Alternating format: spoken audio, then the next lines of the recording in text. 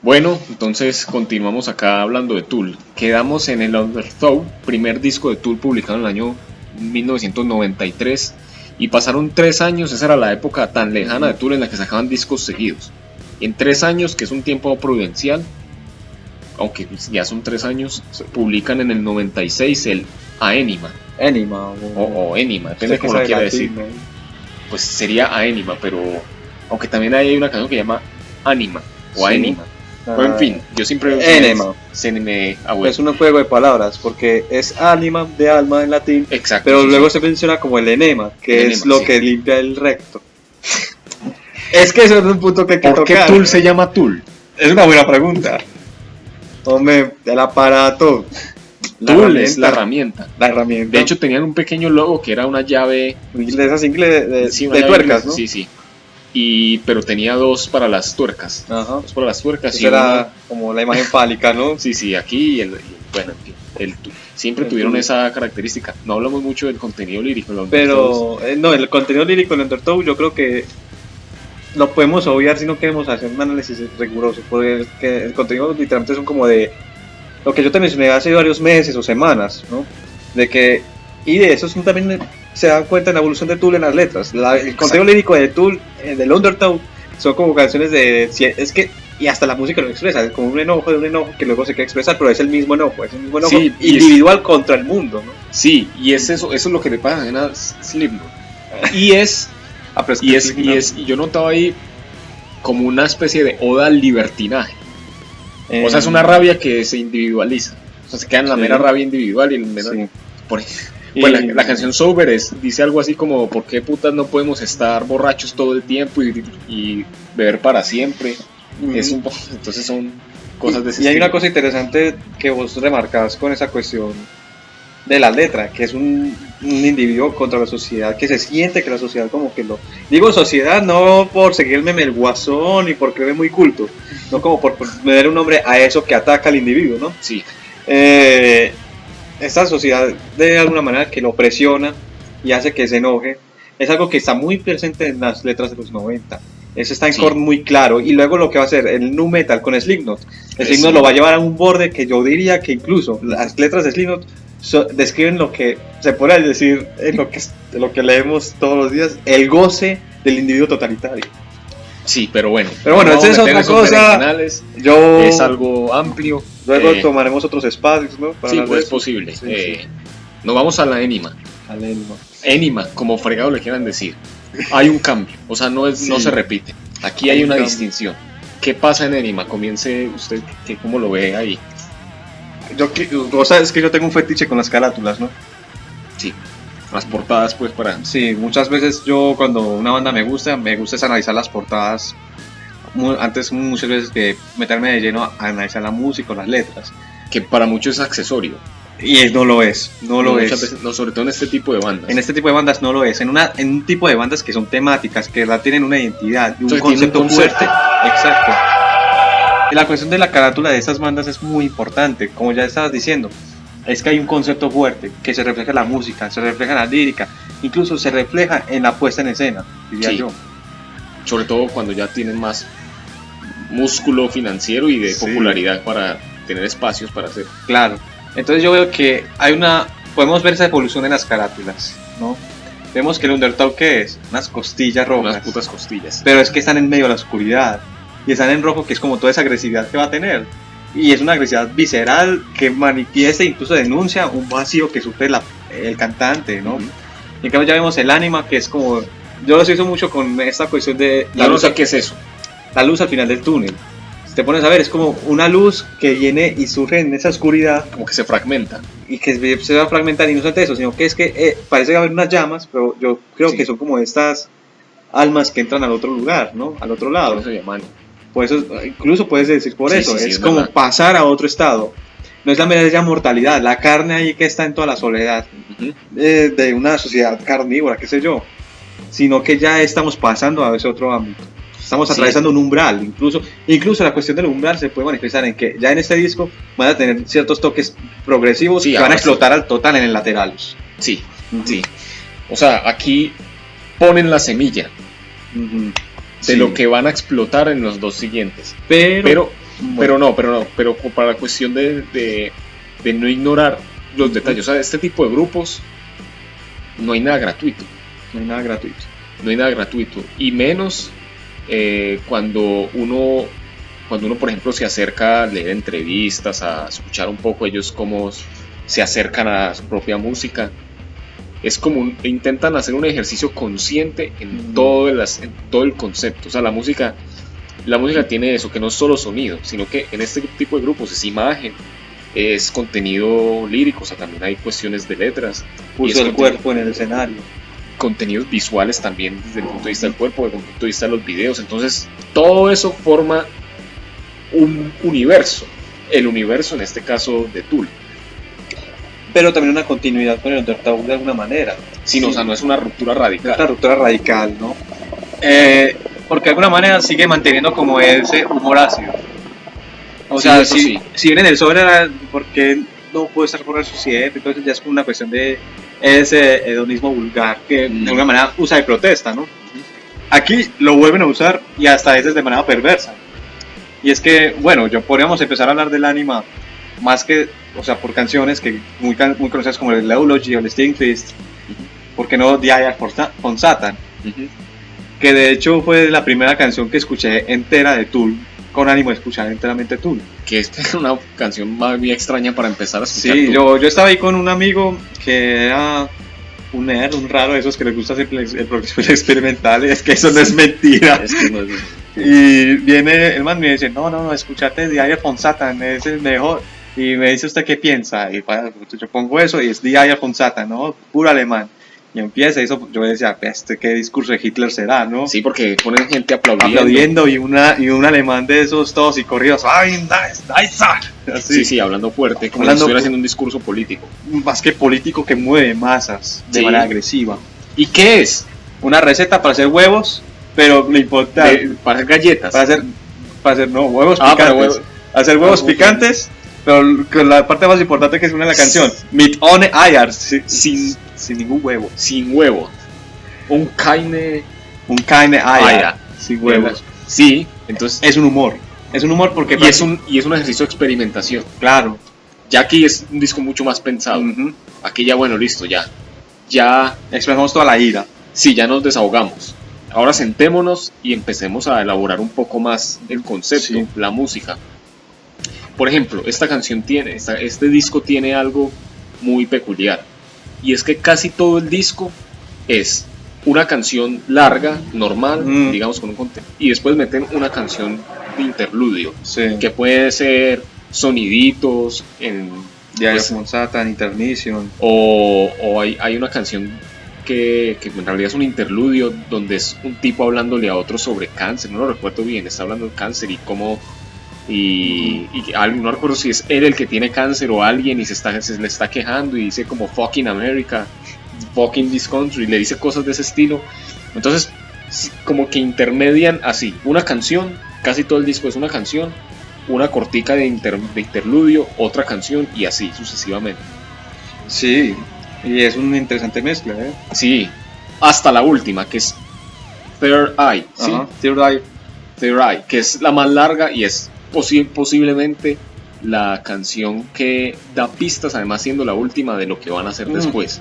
Pero yo identifico las canciones largas de la Anima, que son, aunque son menos pesadas, porque por ejemplo, el bajo ya no suena tan fuerte, aquí cambian de bajista, ya no es Paul Diamond, sino el señor John Cancelor, como se pronuncia, él, aunque Paul Diamond sigue acreditado en algunas de las canciones, sigue como compositor de algunas de las canciones, el sonido es más limpio, el bajo no suena tan fuerte, las guitarras suenan más pulidas, hay más protagonismo de la guitarra, y en general la producción es mucho mejor. Y lo que iba a decir fundamentalmente es que las canciones largas, no las de interludio, sino las clásicas, las de estructuras clásicas, casi todas, eso lo noté, tienen la siguiente dinámica: empiezan lento y terminan aceleradas. Es más contundente rítmicamente, es menos pesada, pero es más rápido. Pero es un disco que tiene canciones mucho más rápidas. Pero como dices, es incluso antes de lo que va a hacer luego el Lateralus. El Lateralus, la cuestión del ritmo rápido va a influir mucho. No, pues el Lateralus ya va a ser una ida y vuelta por muchas facetas. Entonces, tienen eso, es un disco, porque es que pesadez no es lo mismo que velocidad. Aquí la mayoría de las canciones terminan muy rápido, pero son menos pesadas que en el Undertow, porque en el Undertow era mucho más directo, el sonido del bajo le daba muchísima fuerza a las canciones. Total, fue un disco muchísimo más pensado. Sí, no sé si tienes algo más que decir sobre Anima. No sé, que de alguna manera ya en la cuestión lírica es como este individuo que estaba antes acosado. Ya empieza como a burlarse de esa sociedad de una manera más directa. Sí. Que empieza a hacer una amenaza primero que todo por esa burla, y ya más que allá de eso empieza como, y eso es el típico cliché de su trascendencia, ¿no? Que sí, a veces es explotada en el lateral. Sí, porque Maynard tiene esa cuestión de ser medio hippie. Se nos olvidó, por ejemplo, en el Undertow, que muestra un poco esto. La última canción dura 15 minutos, pero como 10 de los 15 minutos es el sonido del campo, suenan grillos, suena el viento, entonces siempre tenían como ese aire de yo no sé cómo nombrarlos, son tipos que, sobre todo Maynard, me imagino que propende más por hacer este tipo de cosas en Tool, como que intentan ponerle pasajes más contemplativos, más de relajamiento. Él dice, en muchas entrevistas leí que decía que no, para mí la introspección es muy importante, para mí meditar es muy importante, y él un poco lo manifiesta en el escenario también cuando hace esos movimientos raros. Sí, depende de la época, porque en los primeros discos él hace esos movimientos y esos bailes todos histriónicos en el escenario. Ya luego, con toda esta innovación del progresivo y el experimental que va a ser Lateralus o el 10,000 Days, incluso, y es una cuestión que me gusta de ese concepto, se pone detrás, las luces no le dan, se pone incluso detrás de Adam Jones y casi que al mismo lado del baterista, y se cae en la oscuridad y canta. A veces empieza a hacer unos pasos ahí todos robóticos, como de haciendo así, pero se pone con clillas y se pone a hacer movimientos raros. Pero en la oscuridad, donde nadie lo vea. Sí, es como casi que un ejercicio catártico. Sí, no, es que hay una cuestión con Maynard, y yo creo que si no dejo la música en el hiato puro Tool, por ejemplo con proyectos alternativos como Pussyfero o A Perfect Childhood, es que de alguna manera la música es catártica, y yo creo que cuando ahorita hablemos del 10,000 Days podemos hablar más de eso. Pero entonces, sacan 96 en la Anima, pasan 5 años y en el 2001 sacan el disco para casi todo el mundo, sacan el disco de Tool, o sea, no uno más, sino el disco de Tool, que es el Lateralus, y que es un disco fetiche, es un disco objeto de especulaciones. Yo creo que hay gente que pone el disco en un altar y le reza. Gente que ante el hiato estudió matemáticas para el Lateralus, ¿no? Sí, o sea, hay un montón de teorías, que si se basaron en la serie de Fibonacci, que si hay ahí un lenguaje escondido. A mí la verdad me da flojera ponerme a indagar sobre esas minucias de si hay mensajes ocultos en el Lateralus que uno va descubriendo. Yo me fui más por la intuición de lo que allí escuchaba. Y lo que sí es cierto es que este es un disco ya muchísimo más completo, y ya es un disco 100% de progresivo. Sí. Y además es el disco más popular, con las canciones, la gran mayoría más populares de toda su carrera. ¿Cómo ves el Lateralus? Yo creo que si bien hay una continuidad con lo que terminó siendo el Anima, sí marca un antes y un después. Marca un antes y un después rotundamente, porque, por ejemplo, casi toda la expectativa ante el nuevo disco de Tool está puesta en lo que fue Tool después de Lateralus. Yo creo que si vuelven y sacan algo, puede ser el Undertow, que es muy difícil, y más con todo lo que han hecho en sus proyectos alternativos, la gente sería muy decepcionada, iniciando por los que no han escuchado tan siquiera esos primeros trabajos, ¿no? Uh-huh. Entonces, literalmente, incluso yo creo que lo que nos mueve hablar hoy en día acá de Tool es ese parangón que marcó con el Lateralus. No, es imposible escapar a Lateralus. O sea, sí. El Lateralus, en una sola canción, en casi cualquier canción que usted coja al azar, tiene el contenido que manifestaban prácticamente en todo el anime. Porque si en la Anima podríamos decir de cierta manera que era un poco más predecible, porque tenía, como dije ahora, esas canciones estructuradas de una manera más parecidas unas a otras. En el Lateralus usted coge una canción como Chisum, o como mierda se pronuncie, como la primera de se me olvidan, de Grudge, o como Patient, o como Lateralus, la canción Lateralus, o como esta que me gusta tanto, que empieza con ese Pix con ese redoble en la batería. O sea, usted coge cualquiera de esas canciones y solo esas, que son larguísimas, te tiran por un montón de pasajes, tienen sus partes en las que la canción se suspende, tiene sus partes agresivas, Todos los es músicos tienen protagonismo. Es que si bien marcó una ruptura de lo que va a ser las expectativas del público, retoman mucho de esas cosas. Por ejemplo, hay canciones muy agresivas en este Lateralus que yo veo que a veces suenan parecidas. Tienen algo del Undertow. Sí. No es del todo completo como Undertow, pero tienen algo. Por ejemplo, cuando en Tix and Leashes gritan y vienen con toda esa agresividad. No me acuerdo si era en The Passion. También a veces llegan a ser así de agresivos. Sí, en el coro, be patient. Sí.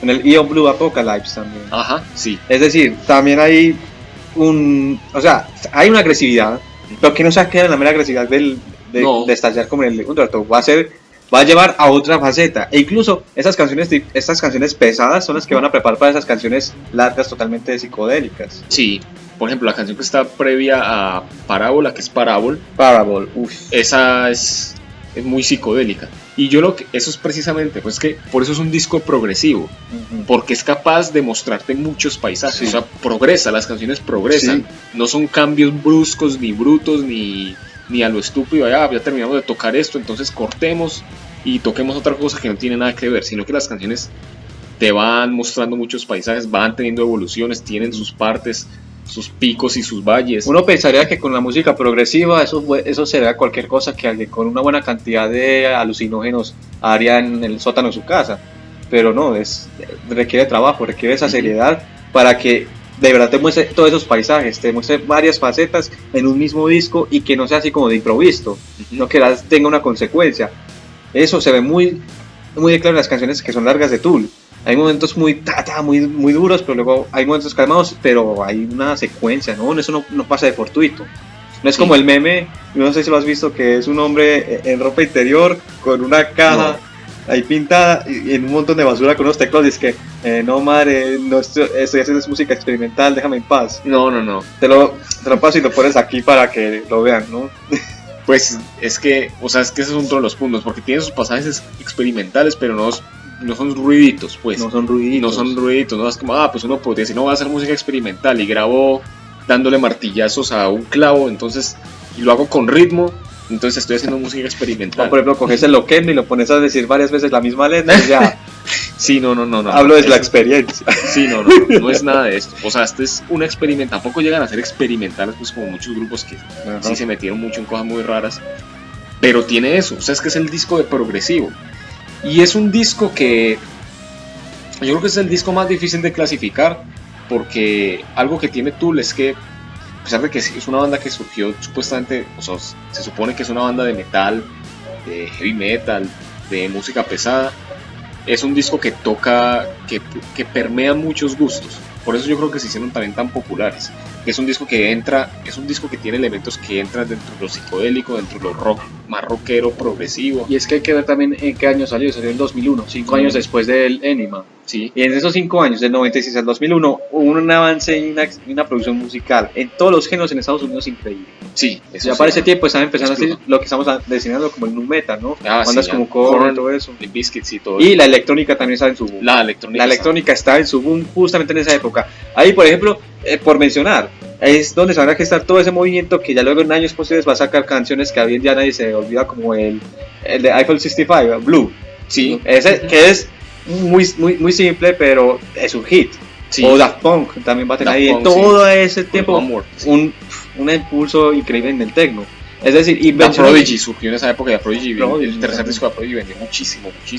No, y es que hay que ver cómo se está moviendo la época, las influencias en todos los estilos, porque de alguna manera tú coges los estilos más innovadores, es decir, la cuestión del metal y del techno.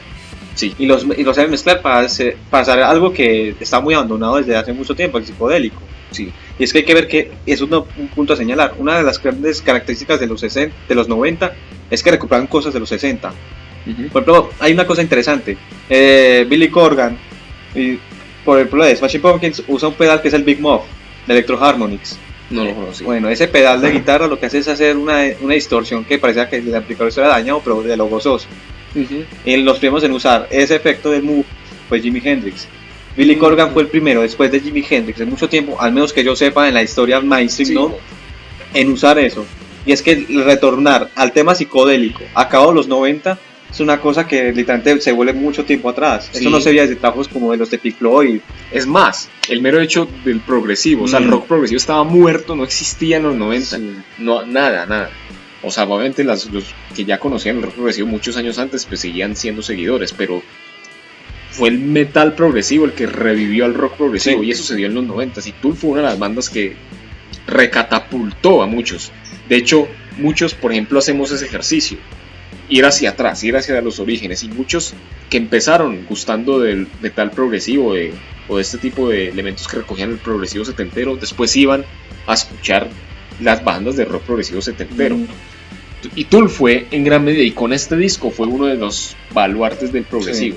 Y el baluarte de la música, por eso ya yo creo que aquí con el Lateralus llegó el apelativo, que es una banda para los nerds, porque era ya la música más intelectual, más pensada, más... Y no solamente eso, las temáticas de las letras también cambian muy interesante. Sí, yo creo que Y sí. vuelvo otra vez con mi análisis de las portadas y la temática. Si antes veíamos un túnel que había que cruzar un umbral, ya lo hemos cruzado. De hecho, el artista que ya van a coger aquí de fetiche, que incluso hay influencias del nuevo disco que viene, es Ajá. Alex Gray. Ajá. Alex Gray, para hacer una contextualización, es un hippie que se hizo muy famoso haciendo pinturas y hace el día de hoy con la esposa en su casa en Estados Unidos habla de Sí, cosas sí. astrales y todo eso. Tiene una colección de cuestiones de imanes muy psicodélicas. Incluso tienen unas en defensa de la marihuana en los Estados Unidos, donde es George Washington con un montón de ojos en un cultivo de marihuanas. También tiene otro sobre el proceso de la vida, que es cómo el hombre penetra a la mujer así hasta que el niño ya se hace anciano y todo con psicodelia. Y tiene uno muy interesante que dice que el nacimiento del lenguaje, que es un simio comiendo un hongo alucinógeno y ahí ya le están todas las letras que van a ver en Sí, los las letras, idiomas. Es decir, es un hombre que de alguna manera tiene, este Alex Gray, un artista que ya tiene un concepto de la de lo que hoy en día en el New Age se llama con la trascendencia personal, la trascendencia astral, etcétera. Y yo creo que Maynard compatibiliza muchas veces con eso cuando se le sale lo hippie, ¿eh? Sí, Entonces, que la elección del X-Ray no fue fortuita. Sí. Y es que, ¿qué nos permite ver acá? Una cuestión que ya por uno que habla con mucha gente New Age, no relacionada con uno, recoge varios puntos de toda de este New Age que recapitula teorías asiáticas y con esas cuestiones astrales. Si te pones a ver el Lateralus, es un hombre haciendo así. Pero ¿qué es lo que tenemos acá? Tenemos los canales que se usan en la acupuntura, de donde se mueve la energía. Se conecta acá con los chakras, que son ojos en llamas. Así hasta llegar acá, y es un vórtice que conecta ya con el todo, con el infinito. Cosa que vemos ya en el final del video oficial de Parábola. sí, Que es es verdad. la persona que se conecta, se vuelve el hombre de la carátula de Lateralus, hasta que se confunde con el todo, en un conjunto universal de resonancias electromagnéticas, qué sé yo. Es decir, ya esta persona, este individuo que estaba acusado por la sociedad, ya cogió armas contra ellos burlándose, y ya librándose, ya ha llegado como a esa trascendencia de unirse con un todo. O sea, ya aquí llegó Sí. al punto de desarrollo ese individuo que ya se volvió lo suficientemente hippie como para empezar a meditar en el mismo, por día. Y el sonido, es que eso permea el sonido, no es Claro. que, ay, aquí está la portada y aquí es el arte gráfico, pero la música no tiene nada que ver, es que hay muchos pasajes en las canciones mismas que tienen estas características. Algo más con el Lateralus, porque que hay que dar el salto que a mi juicio es el salto que a mí más me agradó, pero será en una tercera entrega. Esto está alargando. Sí. Nos vemos para la próxima.